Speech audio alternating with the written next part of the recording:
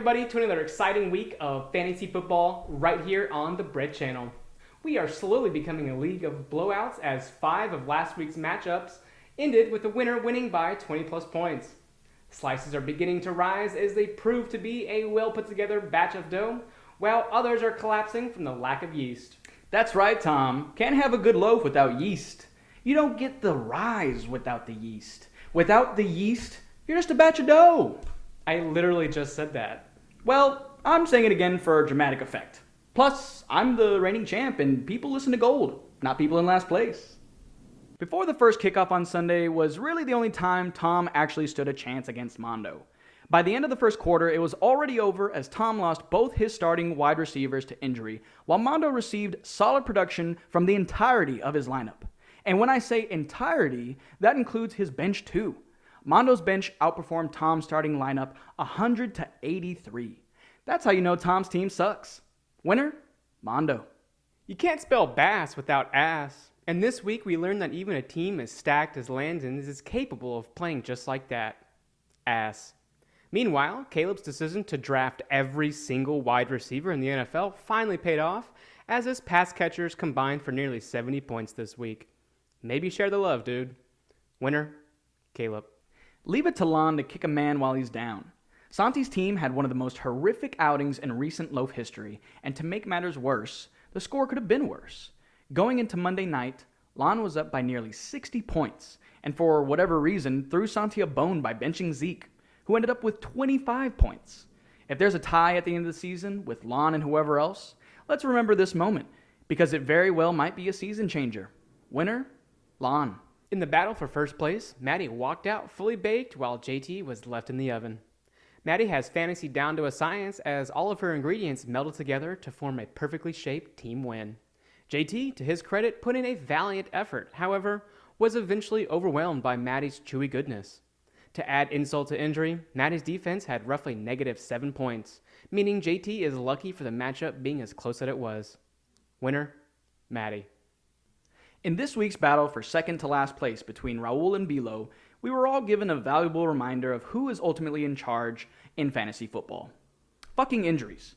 Between CMC tweaking his booty right before halftime and Gronk deciding to schedule his usual catastrophic lower body injury early this year, all Bilo could do was watch as his team was decimated by the likes of Sam Darnold and Kenneth Gainwell, two names which you will absolutely never hear again on this show. Congrats to Raul for his first win, and massive thank you to Bilo for injuring his two studs just in time to play Will. Was it obvious that Will wrote this? Winner, Raul. Sometimes I wonder if Will likes to lose as a hobby with the way he sets his lineup. I mean, it can't feel good to be that bad, right? In all fairness, Will's team looks like that one friend where if you were on fire and you had water, you drink the water. Don't worry, someday your team will go far, and I hope it stays there. Winner, Miguel. Fresh off another predictable loss, Tom looks to overcome the fact that half of his team dropped dead over the last few days and take on his toughest matchup yet, the Scorned Bass. Now I know Landon just got his booty handed to him, but right now, Tom's team looks like it's training to be a Pokemon master of L's. Gotta catch 'em all. I don't want to oversell this, but Landon could sit everyone on his team except for Josh Allen and McManus, and he could still end up all in Tom's McAnus. Just make sure you pack protection. You never know who was there before you. Prediction? Landon. Words cannot describe how beautiful Lon's team looks, but numbers can. 2 out of 10. Although Lon is coming off his first win, don't be surprised if that's all he gets this season. It's just really hard for me to imagine someone consistently winning with the Cowboys D on their team. Meanwhile, Mondo continues to rake in the points as he's put up at least 115 points for 3 weeks straight. And in the battle of brothers, it's usually the older brother who wins. Prediction? Mondo. Coming off his first win of the season, Raul looks to keep the chains moving in the right direction. He's taking on Caleb, who is also coming off of his first win. Now, when looking at Raul's team, it makes me wonder if he's getting advice from an Uber driver that had an NFL bumper sticker. As for Caleb, it really is just a matter of time before he gets going, and I think that bus has already left the station. Prediction? Caleb. Fresh off what literally might be the worst single-game performance in Loaf history, Santi gets an opportunity to redeem himself against JT's team of first-round studs. Santi, I understand that you had a rough week and are looking to mix things up, but I don't know who the fuck Demetric Felton is. And I have to wonder if starting fictional players from that one Key and Peele sketch is really your best bet this week. Assuming JT remembers to swap Julio out of his lineup, I can't imagine him having much trouble against Santi's bucket of bums. Prediction, JT. After starting off the season with a win, both Brandon and Will have lost the past 2 weeks.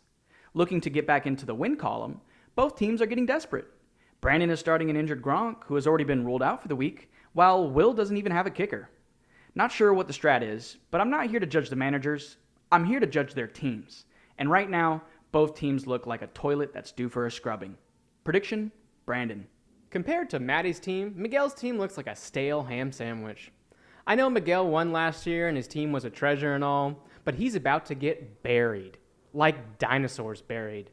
Buried so deep, his next 3 seasons already have funerals scheduled. Looks like Maddie's put him in a coffin to a whole new level. Prediction, Maddie.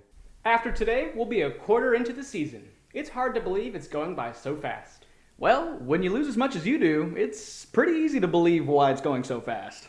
Go tuck yourself in, you towel. Catchphrase sign off.